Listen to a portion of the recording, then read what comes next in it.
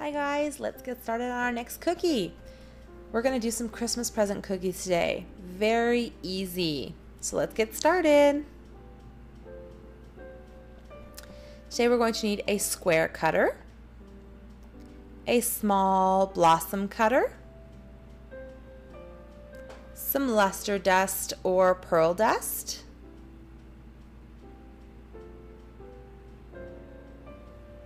a paintbrush, a small rolling pin, and 2 different colors of fondant and gum paste. I use a parchment paper to roll them out on.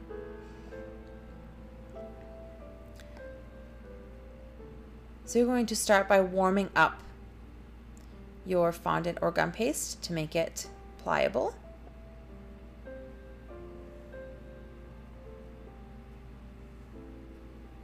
I like to roll it on a parchment paper. That avoids me having to put powdered sugar or shortening down. It doesn't affect at all the consistency of my gum paste or fondant. Squish it down a little bit to get started and then roll out.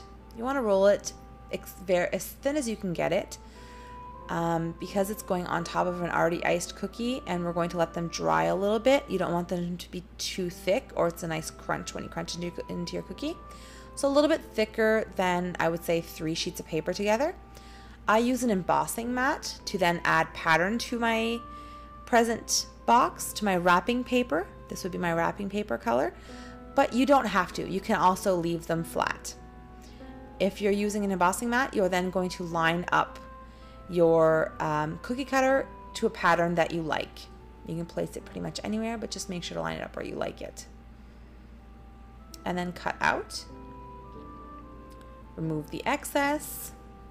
The excess can be then put away and you have a nice square shape. We are then going to take the other color, which is going to be the color of our ribbon and of our bow. Again, warm it up until it's pliable. Roll it out. You want to roll it out approximately the same thickness as you did originally, because if not, your bow will not attach correctly to the side of your cake. So to make your ribbon, you can use the same cutter. Makes it very simple. That way you know you have the exact same shape and exact same length as originally. You use any type of X-Acto blade or knife or spatula, offset spatula, anything that you are used to that you like, and just cut out the width that you would like of your ribbon.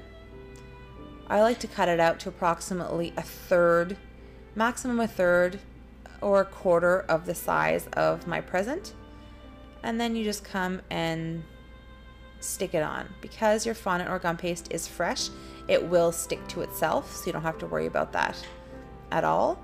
And then you're just going to kind of stretch it out so that it comes down past the edge. If ever it'll only come down to one edge, again, doesn't really matter. The bow is going over the other edge, so you want to make sure to have one clean edge as much as possible.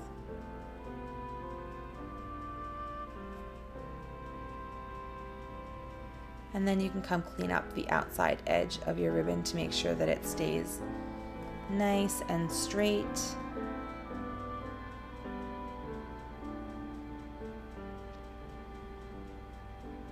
And then you can come back with the same color and we're going to cut out our ribbon now.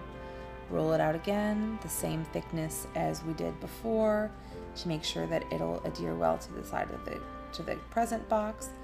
Cut out your small blossom. We're not going to be using the whole blossom. We are going to be using approximately 2/3.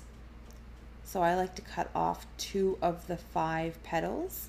It gives me a nice bow effect. Again, you can use any instrument to cut it off, a knife, a spatula, or an X-Acto blade. Clean up your edges and then just come and stick it on to the top of your present.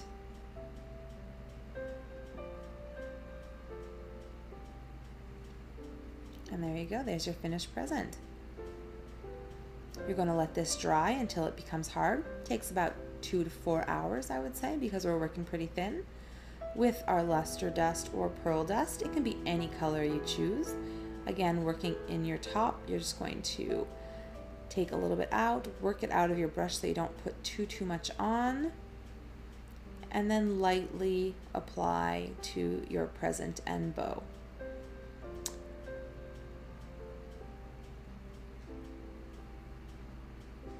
I always like to start with my bow and ribbon first, because generally with your gift wrapping, your bows and your ribbons are going to be more shiny than your paper. But this is completely up to you. You can make them however you would like them.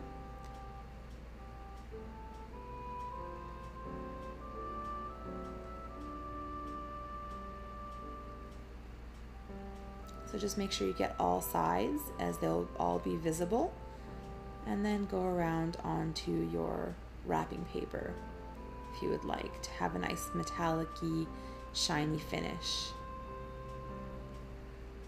If you've used an embossing mat, using a powder like this will enhance the design.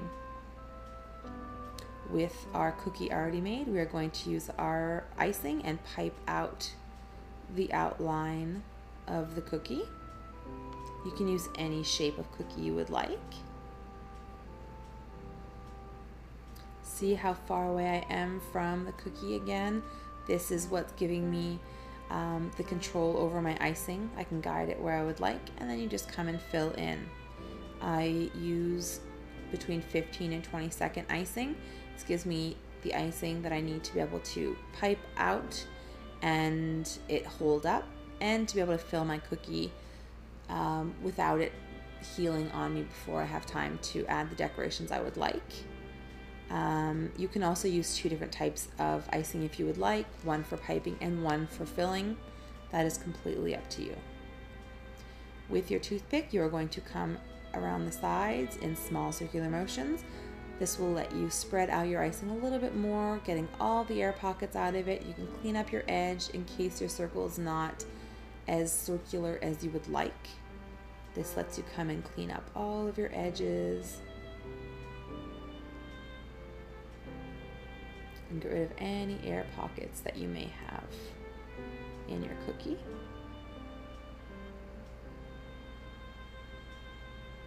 So just slowly move around your cookie. You want to do this very carefully, but you want to do it as quickly as you can so that your icing does not heal on you.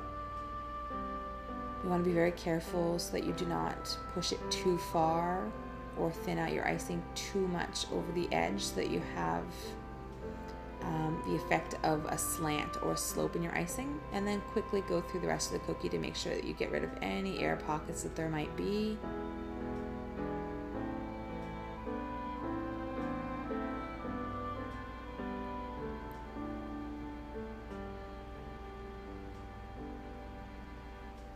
Say the icing is smoothing out on its own, that's exactly what we want. If ever you find that it's not smoothing out quick enough, you can either shake your cookie or tap it on the surface. It's up to you.